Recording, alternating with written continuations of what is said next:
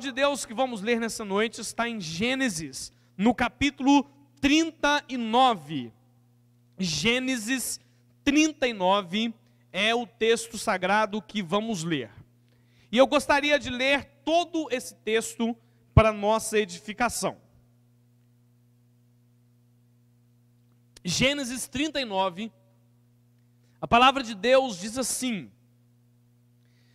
José foi levado ao Egito e Potifar, oficial de Faraó, comandante da guarda egípcio, comprou dos ismaelitas que o tinham levado para lá. O Senhor era com José, que veio a ser homem próspero, e estava na casa do seu senhor egípcio. Vendo Potifar que o Senhor era com ele, e que tudo o que ele fazia, o Senhor prosperava em suas mãos, logrou José mercê perante ele, a quem servia, e ele o pôs por mordomo de sua casa, e lhe passou às mãos tudo o que tinha. E desde que o fizera mordomo de sua casa, e sobre tudo o que tinha, o Senhor abençoou a casa do egípcio por amor de José. A bênção do Senhor estava sobre tudo o que tinha, tanto em casa como no campo. Potifar tudo o que tinha confiou às mãos de José, de maneira que, tendo por mordomo, de nada sabia, além do pão com que se alimentava. José era formoso de porte e de aparência. Aconteceu, depois dessas coisas, que a mulher de seu senhor pôs os olhos em José e lhe disse: deita-te comigo. Ele, porém, recusou e disse à mulher do seu senhor: tem-me por mordomo o meu senhor, e não sabe do que há em casa, pois tudo o que tem me passou ele às minhas mãos. Ele não é maior do que eu nesta casa, e nenhuma coisa me vedou, senão a ti, porque és sua mulher. Como, pois, cometeria eu tamanha maldade e pecaria contra Deus? Falando ela a José todos os dias, e não lhe dando ele ouvidos para se deitar com ela e estar com ela. Sucedeu que certo dia veio a ele a casa para atender os negócios, e ninguém dos de casa se achava presente. Então ela o pegou pelas vestes e lhe disse: deita-te comigo. Ele, porém, deixando as vestes nas mãos dela, saiu, fugindo para fora. Vendo ela que ele fugira para fora, mas havia deixado as vestes nas mãos dela, chamou pelos homens de sua casa e lhes disse: vede, trouxe-nos meu marido, este hebreu, para insultar-nos. Veio até mim para se deitar comigo, mas eu gritei em alta voz. Ouvindo ele que eu levantava a voz e gritava, deixou as vestes ao meu lado e saiu, fugindo para fora. Conservou ela junto de si as vestes, até que o seu senhor tornou a casa. Vendo, então lhe falou, segundo as mesmas palavras, e disse: o servo hebreu que nos trouxeste, veio ter comigo para insultar-me. Quando, porém, levantei a voz e gritei, ele, deixando as vestes ao meu lado, fugiu para fora. Tendo o Senhor ouvido as palavras de sua mulher, como lhe tinha dito, desta maneira me fez o teu servo, então se lhe acendeu a ira. E o Senhor de José o tomou e o lançou no cárcere, no lugar onde os presos do rei estavam encarcerados. Ali ficou ele na prisão. O Senhor, porém, era com José, e lhe foi benigno, e lhe deu mercê perante o carcereiro, o qual confiou às mãos de todos os presos que estavam no cárcere, e ele fazia tudo quanto se devia fazer ali. E nenhum cuidado tinha o carcereiro de todas as coisas que estavam nas mãos de José, porquanto o Senhor era com ele, e tudo o que ele fazia, o Senhor prosperava. Amém, meus irmãos? Bendita a palavra de Deus, lemos. Quero convidar para você orar ao Senhor. Peça ao Senhor o Espírito Santo de uma maneira especial, nesse momento, para tratar o seu coração. Fala para Deus: Senhor, eu abro meu coração e minha mente para o Senhor, para a Tua palavra. Pede a Deus para Deus adentrar nos meandros do seu ser, no seu âmago, no mais íntimo da sua alma. Pede para Deus limpar, para Deus consolar, para Deus ensinar, para Deus confortar e para Deus fortalecer. Vamos orar ao Senhor. Pai, em nome de Jesus, nós nos colocamos diante do Senhor nesta hora. Senhor, nós abrimos para Ti o nosso coração, a nossa mente, ó Deus, nós a colocamos ao Teu dispor, para que o Teu Espírito trabalhe em nós e nos ensine. Meu Deus, traga uma palavra abençoadora, traga-nos uma palavra confortadora, traga-nos uma palavra de despertamento, de encorajamento, de paz. E, ó Deus, nos leve mais para perto do Senhor através da Tua palavra.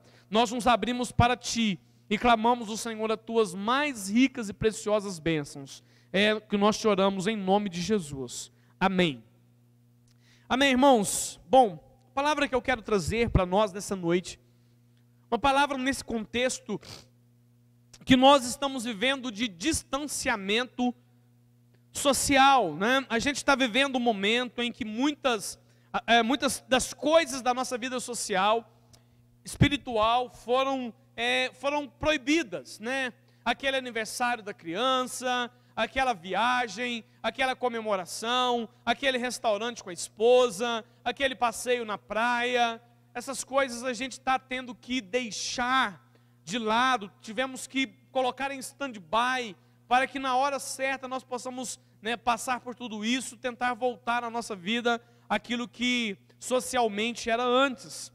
E também de maneira espiritual, né, porque infelizmente nós não podemos nos reunir. Nós estamos aqui nessa noite reunidos aqui, 8 pessoas, e aqui nós estamos adorando ao Senhor e fazendo com que esse culto chegue até você, mas como a Jaque disse, queremos nós, né, ou quiseram nós vermos esse templo com vocês aqui, reunidos aqui, e você sabe, assim como eu sei, que é diferente.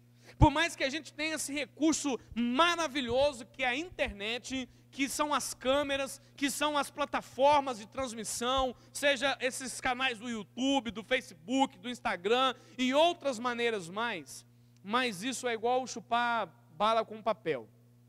A gente até sente um docinho, sabe? Mas não é a mesma coisa, não. É ruim. A gente fica, né, é gostoso, pelo menos que você pode nos ver, e a gente sabe que você está nos vendo, estamos nos falando, de certa forma, mas não é a mesma coisa.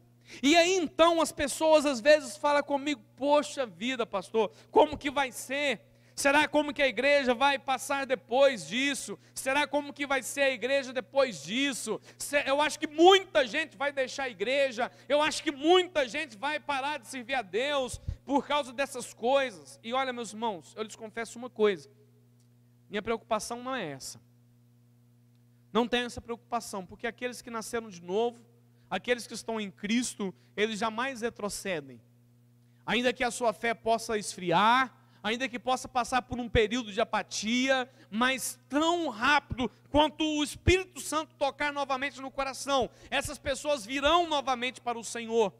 E a palavra que eu quero trazer aqui nessa noite é uma palavra de ânimo para você que está talvez aí se sentindo meio isolado, para você que está se sentindo aí meio assim distante, e fala, poxa vida, pastor, eu estou com saudade da igreja, dos irmãos, isso aí tudo bem.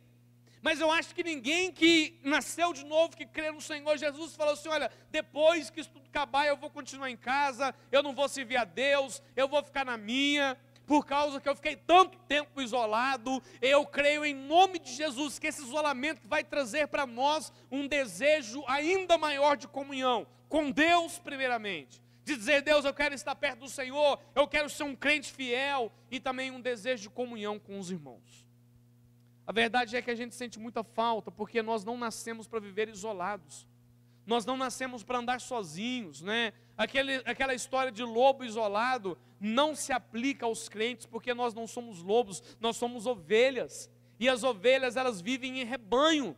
O animal, ovelha, é um bichinho que gosta de estar junto. E eu acho que Deus usou o nome, esse animal chamado ovelha, e aplica esse nome aos seus filhos, justamente para mostrar a natureza dos cristãos, que são pessoas que gostam de estar juntos e de viver em comunhão. O isolamento não é bom, mas é capaz. Nós somos capazes de vencer esse isolamento, nós somos capazes de vencer essa apatia, e depois de tudo isso, nós vamos chegar. Eu quero te contar uma história verídica. Essa é uma pequena matéria, esse texto que eu vou ler é uma pequena parte de uma matéria que foi publicado pela revista Super Interessante, na qual ela listou os 4 náufragos por maior tempo. Isto é, ela listou ali as 4 pessoas que ficaram mais tempo à deriva no mar. sabe? Que naufragaram e ficaram por mais tempo. Eles listaram 4, mas eu quero separar basicamente um desses casos. Esse homem é um mexicano chamado José Salvador Alvarenga, e ele ficou isolado, sozinho no mar, ficou náufrago por um período de 13 meses.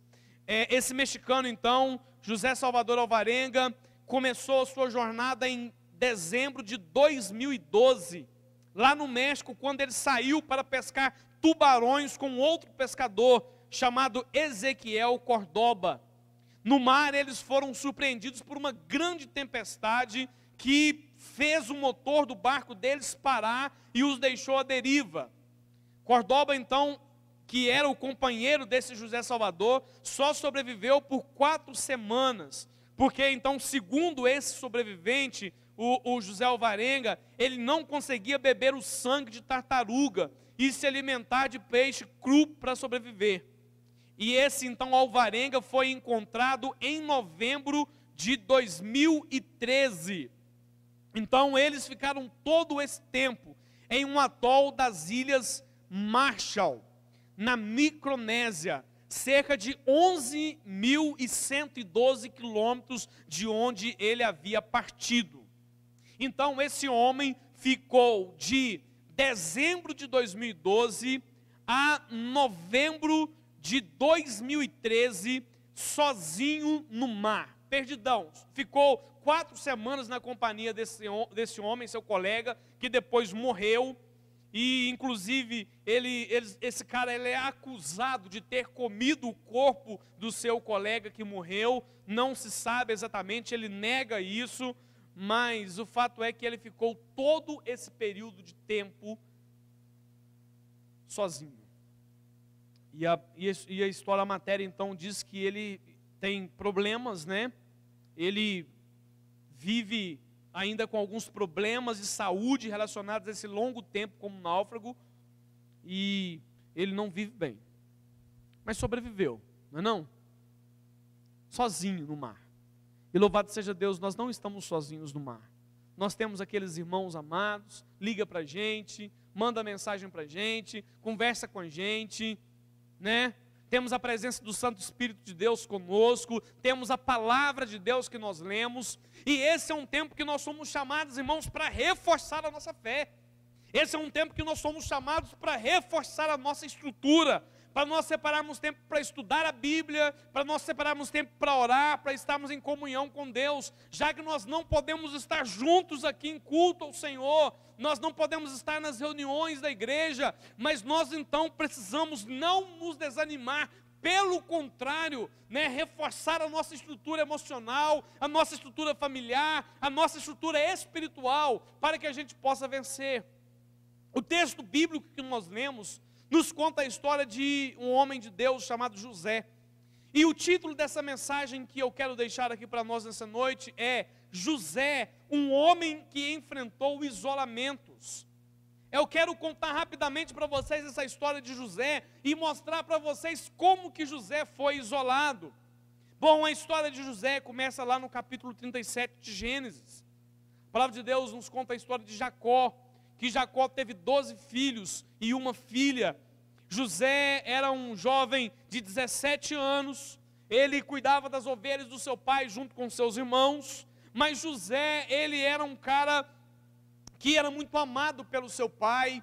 O seu pai acabou, pelas suas atitudes, fazendo com que os seus irmãos desgostassem dele, ou que os irmãos de José ficassem chateados com ele, porque o pai cuidava muito bem dele, fez uma roupa muito bacana e deu para José, para ele se vestir, e era uma roupa diferenciada dos irmãos, uma roupa melhor. E José também, assim, um pouco imaturo, ele teve alguns sonhos, e a moral desses sonhos é que ali ele sonhava que o pai dele e os irmãos dele, a família dele se prostrava diante dele, e é óbvio que isso era Deus que estava dando a entender a José o futuro da sua vida.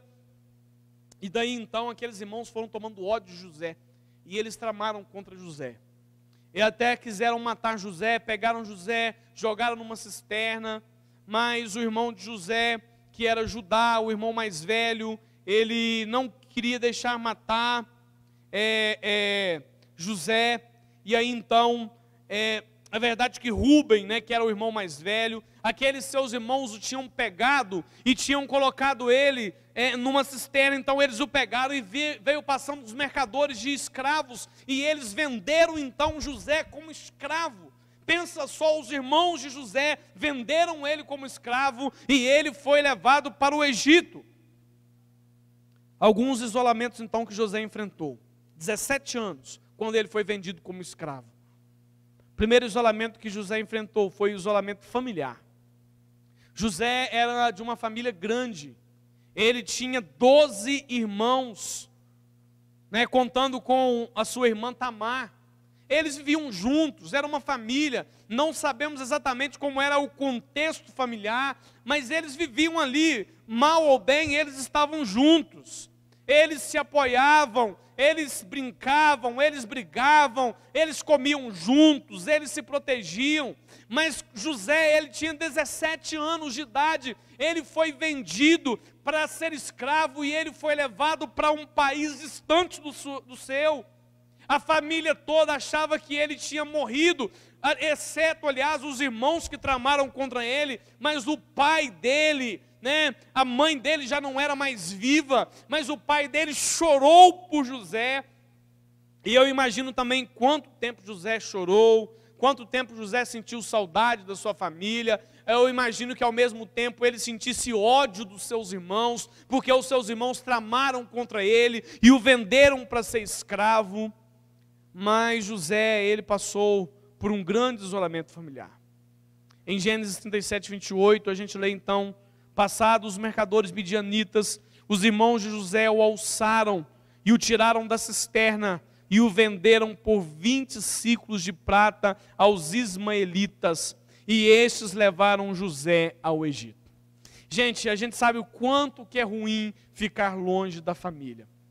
Eu já me ausentei da família. Eu tinha feito 18 anos quando eu tive que mudar para a capital do nosso estado para estudar, né? Eu, quase igual José, né? Só que não éramos 12, éramos 8, né? Meus pais, e eu bem novo, nunca tinha saído de casa para um outro lugar. Passei para sair de casa e para morar fora ad eterno, né? Agora eu tenho a minha família porque eu me casei e agora tenho família, mas eu nunca mais voltei para a casa dos meus pais. E como dava saudade.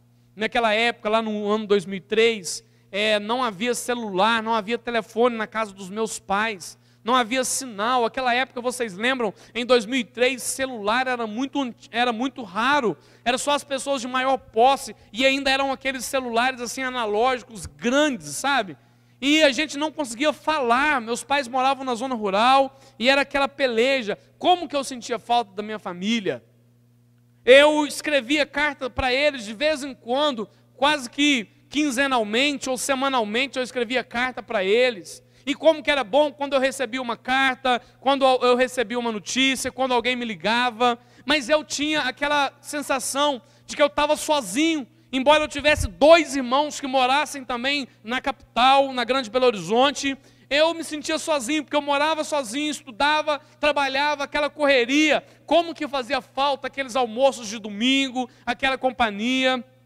Agora eu fico imaginando José, 17 anos, ele foi vendido para ser escravo, e ele foi levado para uma terra estranha, de uma cultura diferente, de uma religião diferente, de uma língua diferente. Eu imagino o quanto que José sofreu. Esses momentos assim, são momentos que deixam muitas pessoas revoltadas, sabe?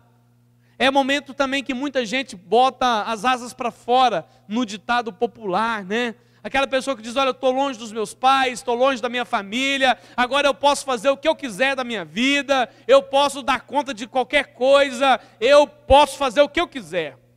Mas a gente vai percebendo no texto bíblico que José não passou por isso, José não fez isso. Embora José tivesse isolado da sua família, José manteve os seus princípios e ele manteve também a sua fé. Ele continuou sendo aquele cara bacana que ele era lá.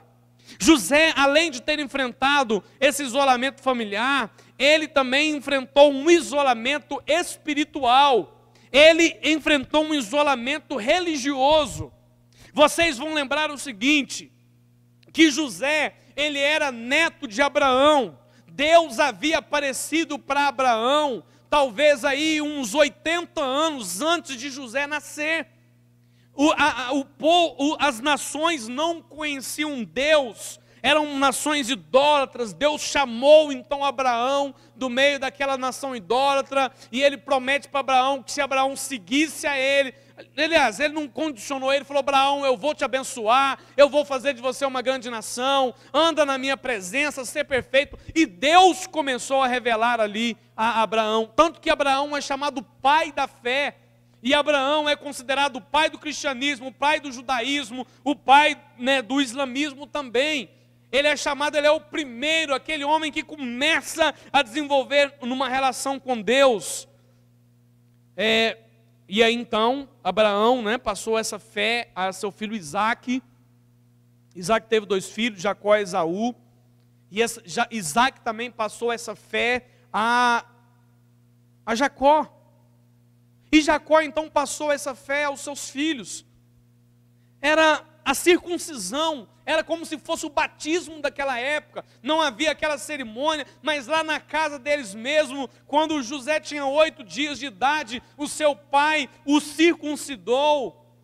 E aí é muito intenso você entender isso. Primeiramente, irmãos, que José não tinha uma Bíblia para ler lá na casa dos pais dele. Ele não tinha vídeos de pregação, ninguém mandava mensagem no WhatsApp para José, para falar: José, um versículo para você. José não tinha amigos que eram também como ele era, que acreditavam no mesmo Deus, no único e verdadeiro Deus que nos é revelado também.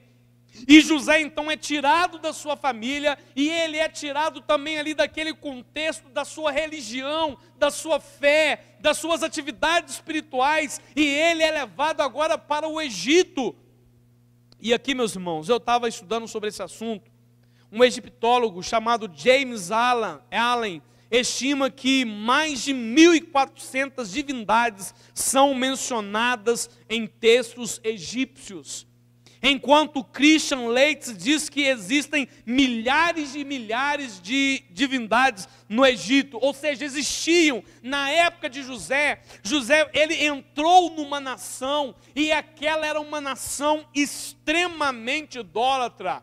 O panteão egípcio, que depois teve as suas influências, né, nos outros impérios, no Império Persa, no Império Grego, e até hoje a gente ouve falar de divindades daquela época. Então imagina só como que José ficou isolado espiritualmente.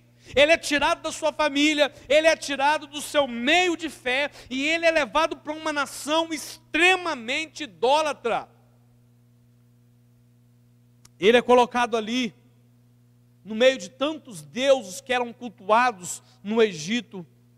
E José agora está com a sua pequena fé. Ele é um garoto de 17 anos. Ele não frequentou a escola dominical. José nunca sentou num banco da igreja para ouvir uma pregação. José nunca participou de uma reunião de jovens. José nunca viu um vídeo de uma pregação do pastor Augusto Nicodemos. José nunca, ele teve alguém para discipular ele. José era um cara que mesmo Deus tinha planos na vida dele, porque mesmo nesse isolamento espiritual que ele passou, ele jamais esqueceu do seu Deus. Naquele episódio, quando a mulher de Potifar se insinua para José e convida José para um relacionamento amoroso extraconjugal, a resposta de José é uma resposta espiritual, porque ele diz: longe de mim fazer tamanha maldade. José tinha senso moral. Embora não houvesse uma lei que dissesse não adulterarás, José sabia que deitar com aquela mulher era pecado. E ele diz: longe de mim cometer tamanha maldade e pecar contra o meu Deus. É assim que José responde. José, ele enfrentou também isolamento social. Primeiramente, que sai da sua família, ele sai do seu círculo de fé. Em terceiro lugar, ele é levado para uma nação, mas ele não vai para essa nação como turista, ele não vai para essa nação como um trabalhador assalariado, ele vai para essa nação para ser escravo. Imaginemos que, por melhor que sejam as condições escravocratas do Egito, mas eu imagino que elas não são nada favoráveis. José não podia sair, José não tinha uma vida social, e ainda mais, irmãos, estando na casa de Potifar, ali foi que José recebeu o melhor consolo, porque ali José é cuidador da despensa, José come o que quer comer, José bebe o que quer beber, ele se veste como se deve vestir, mas ainda que ele vivesse esse momento bom, aquela coisa boa foi tirada dele, porque a mulher de Potifar, quando convida, propõe para José de um relacionamento, assim, de traíra mesmo com seu marido Potifar, José diz, não, eu não quero, eu não posso fazer essa maldade, eu não posso pecar contra o meu Deus. Aquela mulher então agarra José, e José sai correndo, foge da presença daquela mulher, mas as suas vestes ficam para trás, e aquela é a prova do crime. Aquela mulher acusa José, e lá então no capítulo 39, versículo 20, a palavra de Deus diz que então que o Senhor de José o tomou e o lançou no cárcere, no lugar onde os presos do rei estavam encarcerados, e ali ele ficou na prisão. Olha só, gente, esse homem é um escravo, mas agora ele é um escravo preso. Pensa se tem uma situação pior do que essa, porque só o simples fato de ser escravo já é muito ruim, mas agora ele é um escravo apreendido.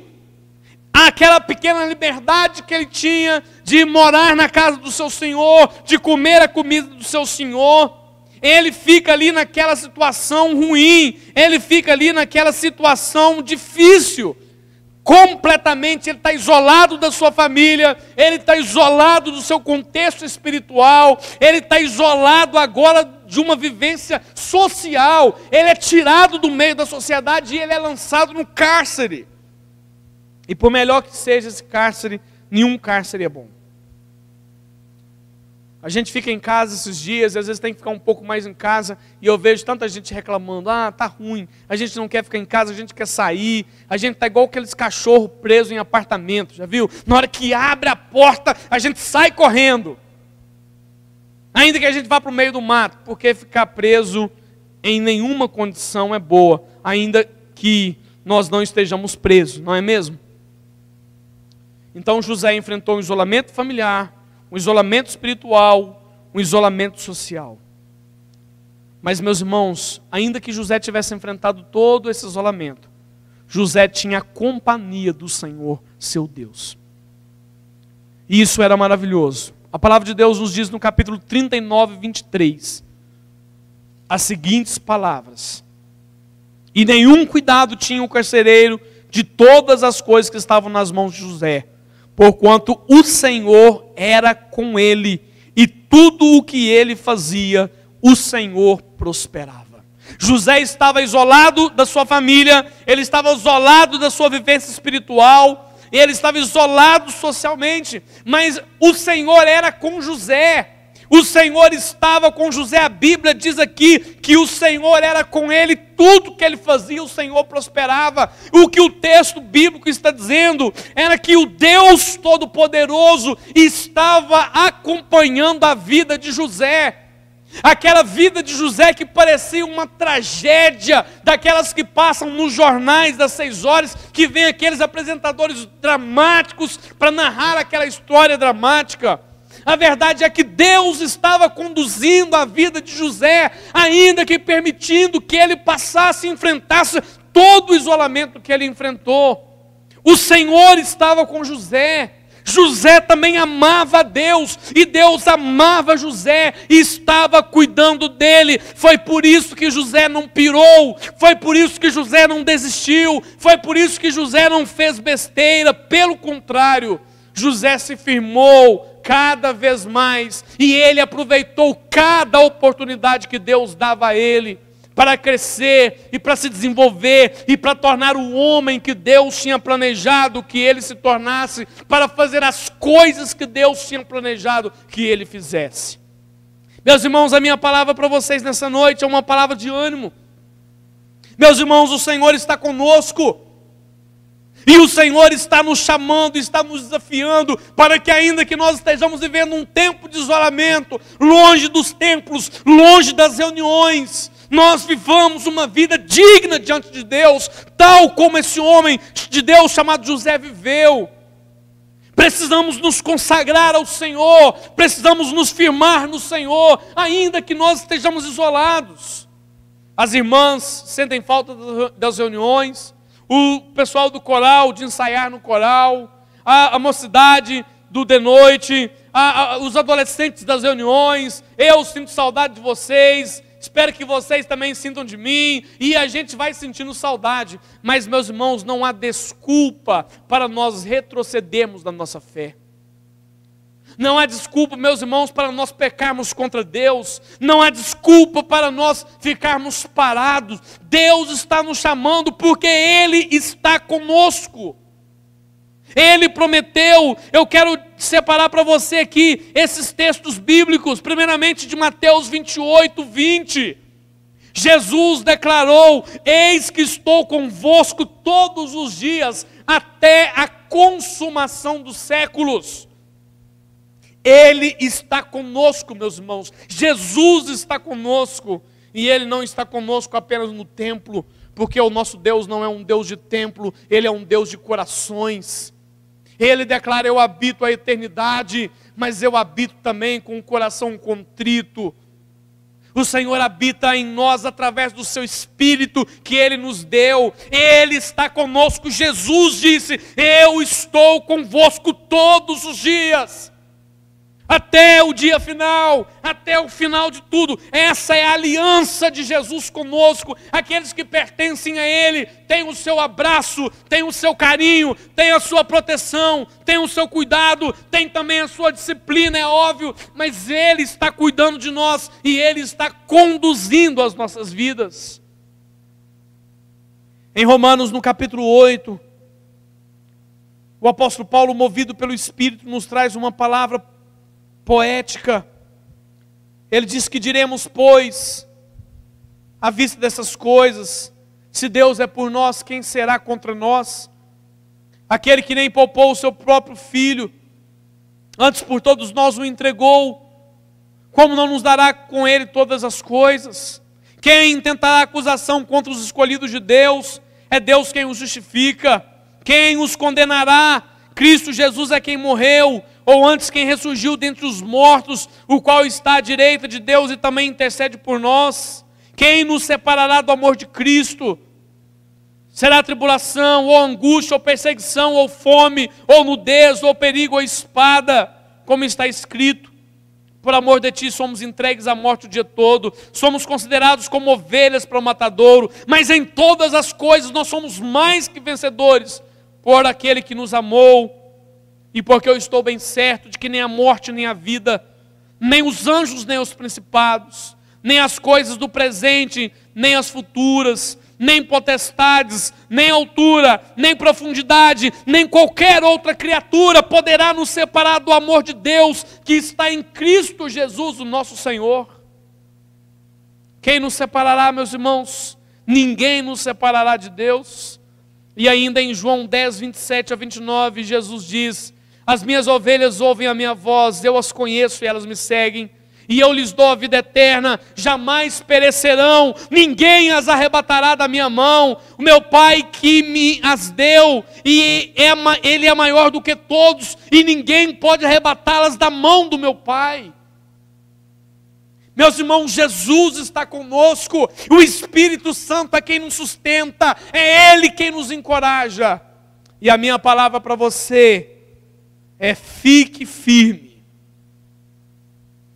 Fique firme, essa é a palavra que eu quero deixar para você. Eu quero deixar também para você uma música do grupo Logos. Eu não lembro o título dela agora, mas ela fala: Jesus está presente, é o que me basta. Quero deixar essa música para você, para que você ouça aí na sua casa, para que você curta essa música. O título dela é Jesus está presente. Separa um tempo para você ver essa música, ouvir essa música, para você curtir essa música. Jesus está presente, assim como no caso de José, ele estava longe da sua família, ele estava longe do seu contexto de fé, ele estava isolado, socialmente preso, mas Deus era com ele. E Jesus está conosco, Ele é conosco, e isto nos basta. A minha palavra para você é: aguente firme. Sabe por quê, meu irmão? Eu quero lembrar com você que Deus estava trabalhando na vida de José, mesmo naquele tempo de isolamento, mesmo naquele tempo de aflição, mesmo naquele tempo de tribulação, mesmo naquele tempo de prisão. Deus estava com ele. E Ele também está com você. E depois de tudo aquilo que passou, Deus restaurou a sorte de José. Porque ele foi levado como governador do Egito. Ele se casou, ele teve 2 filhos, ele levou a família dele para perto dele novamente, ele pôde encontrar com seu pai, e ele pôde ser uma bênção. E eu creio nisso, que Deus há de nos dar tempos de bonanças, de bênçãos, de paz. E eu creio que Deus está nos tratando nesse tempo. Deus está provando a nossa fé. Deus está nos endurecendo para que nós saibamos aproveitar as oportunidades na época certa. Deus está preparando o nosso currículo. Ele está preparando a nossa estrutura espiritual. Eu creio nisso. E no momento certo, nós vamos vencer. Deus abençoe a sua vida. Deus abençoe o seu coração. Deus abençoe a sua família. Aguente firme. Aguente firme. É aquela palavra dos médicos sem fronteira. Hold on. Aguente firme. Fique firme. Nós vamos vencer. Para a glória de Deus.